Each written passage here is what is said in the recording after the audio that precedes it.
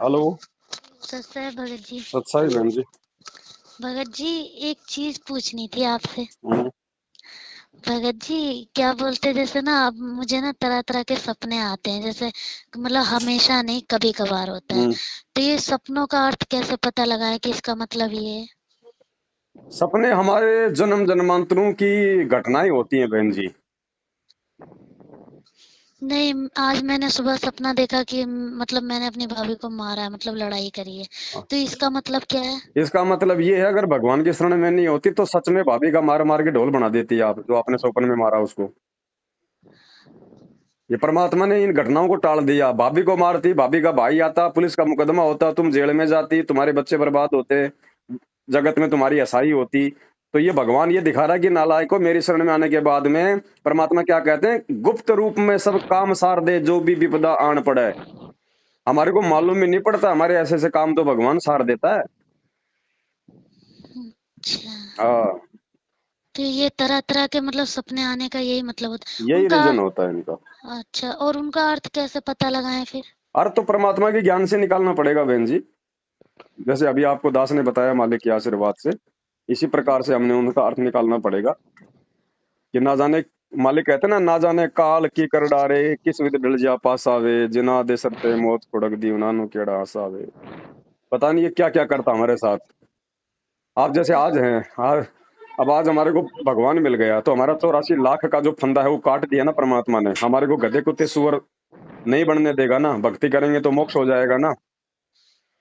तो अब ये सारी चीजें हमारे को ज्ञान से तो विचार करनी पड़ेंगी ना, कि अगर भगवान नहीं मिलता तो क्या होता है। जय सतगुरु मिलता नहीं, हम जाते नरक द्वार, नरक द्वार में दूत सब करते खेचा तान, उनसे कभी नहीं छूटता फिर फिरता चारों खान।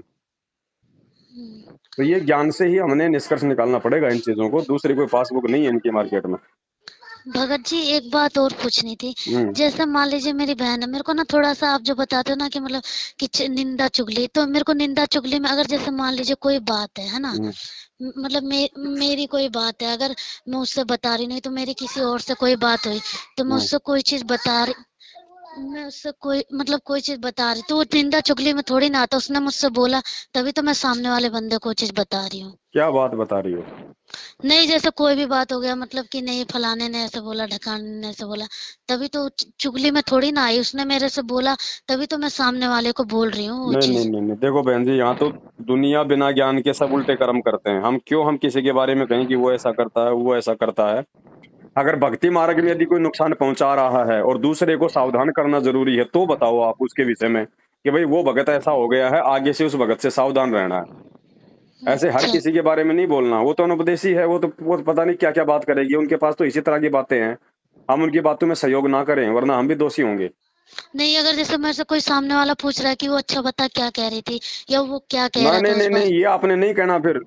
वो तो अपना टाइम पास कर रही है, उनके पास तो सिवाय काल के द्वारा दी गई कुबुद्धि के अलावा कुछ भी नहीं है। आप बोलो भाई मुझे क्या पता उसने क्या कहा क्या नहीं कहा, तुम जानो, तुम्हारा काम जाने, मुझे क्या लेना देना।